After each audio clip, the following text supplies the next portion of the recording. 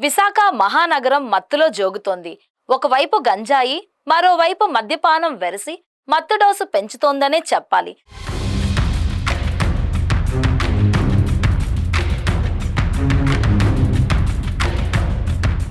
ప్రభుత్వమే మద్యం దుకాణాలు నడపడంతో బెల్ట్ షాప్లకు చుక్కెదురైందనే చెప్పాలి.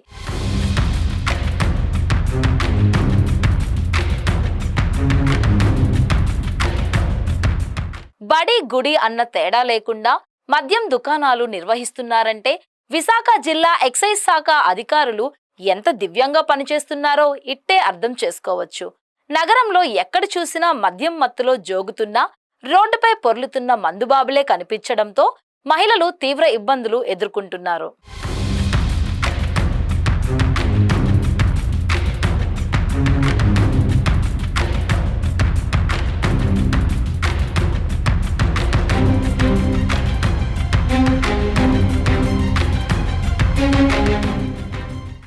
విశాఖలో 142 మద్యం దుకాణాలు, 125 బార్లు ఉన్నాయి. విశాఖ ఆర్టీసీ కాంప్లెక్స్ ప్రాంతం నిత్యం రద్దీగా ఉంటుంది. ఈ ప్రాంతంలో ఒక బారు, ఒక మద్యం దుకాణం ఉన్న కారణంగా ఇక్కడ ప్రజలు నిత్యం అవస్థలు పడుతున్నారని సర్వత్రా ఆందోళన వ్యక్తమవుతోంది. మద్యం మత్తులో పలు గొడవలు, హత్యలు కూడా జరగడం తెలిసిందే. రోడ్లు, ఫుట్పాత్ల మీద మద్యం మత్తులో మందుబాబులు దొర్లుతున్నా పట్టించుకున్న నాదుడే కరువయ్యాడు. ముఖ్యంగా రోడ్డుపై వెళ్లే మహిళలు, పిల్లలు ఎంత ఇబ్బంది పడుతున్నా సరే ఇటు పోలీసులు అటు ఎక్సైజ్ శాఖ పోలీసులు పట్టించుకోవడం లేదని పలువురు మండిపడుతున్నారు. ఆరిలోవా ఆఖరి బస్టాప్ వద్ద ఒక గుడికి అతి సమీపంలో బార్ నిర్వహిస్తున్నా పట్టించుకున్న నాదుడే కరువయ్యాడు. ఈ రోడ్డు నిత్యం మందుబాబులతో సందడిగా ఉండడంతో మహిళలు తీవ్ర ఇబ్బందులు పడుతున్నారని స్థానిక ప్రజలు వాపోతున్నారు. మద్యం షాపుల వద్దనే మందుబాబులు దర్జాగా మద్యపానం చేస్తున్నా సరే ఎక్సైజ్ పోలీసులు పట్టించుకోవడం లేదని ప్రజలు మండిపడుతున్నారు.